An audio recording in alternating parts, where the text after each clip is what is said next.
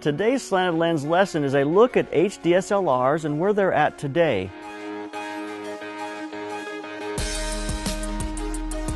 It's been several years since they came onto the market. They revolutionized really the video world with regards to photographers.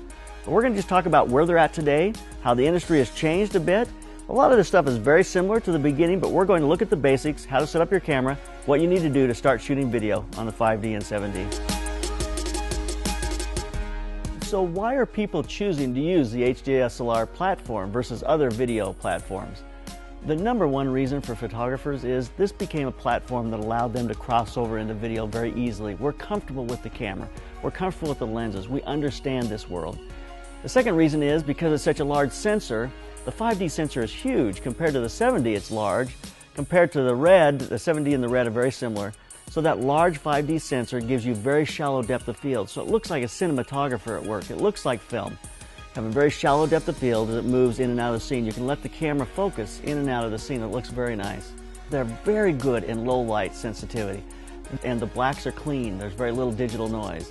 So for a photographer, this was a door wide open to move in to shoot video. Because the sensor is so large on this camera, you need some kind of focus aid. It became apparent, obviously, when the camera first came out, that in order to move and to keep things in focus, it was too difficult to see that small screen. I use a Zacuto loop that goes on the back of the camera so I can get my eye up and I can really see the focus as I move it in and out of the scene while I'm shooting. You know, unlike stills, where the still is there. You take a picture, you focus it, you take your shot. In video, you may use the focus to communicate. You focus on an individual. You may pull the focus forward to another individual as they speak. It really becomes another dramatic element that you can employ as you're shooting. So you need a way that you can focus. You know, the next generation, though, has been the EVF. That's the electronic viewfinder.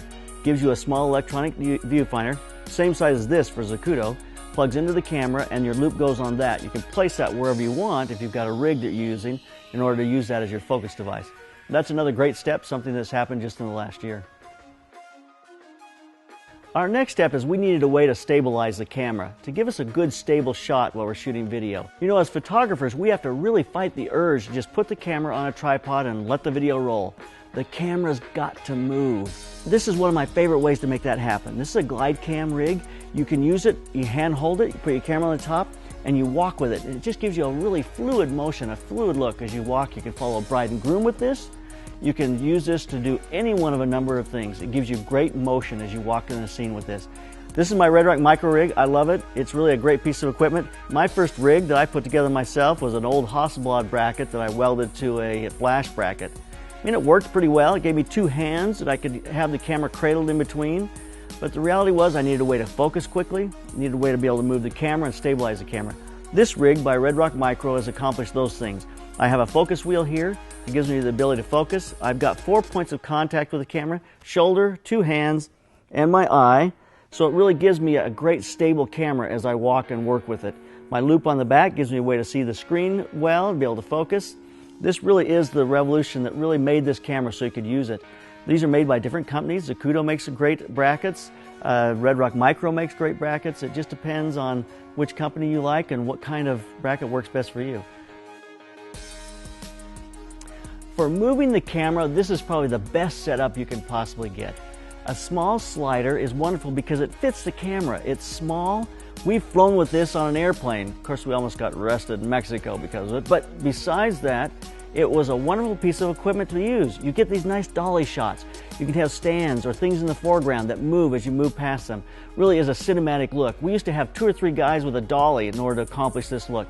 This is very simple for one person to get a nice dolly shot. So I think a good slider is essential. We use the Kessler Cine slider, which is wonderful. We use it without the motor, and we use it with the motor as well. If I'm doing time lapse, we'll set it up to have a nice slow move as we do our time lapse. We've done that many times. Or we'll set it up with the motor doing shots on set.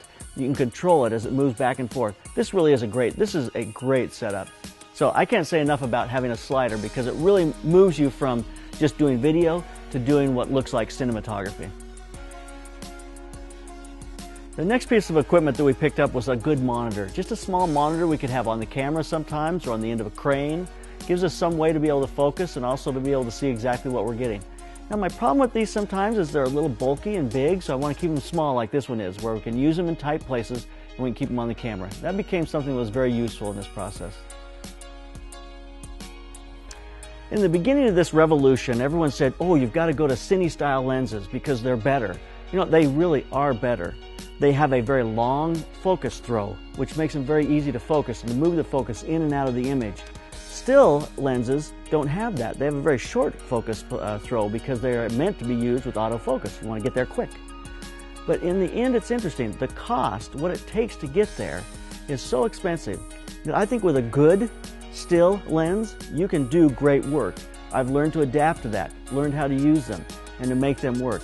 Remember, the goal was never to make this camera into the next Panavision camera.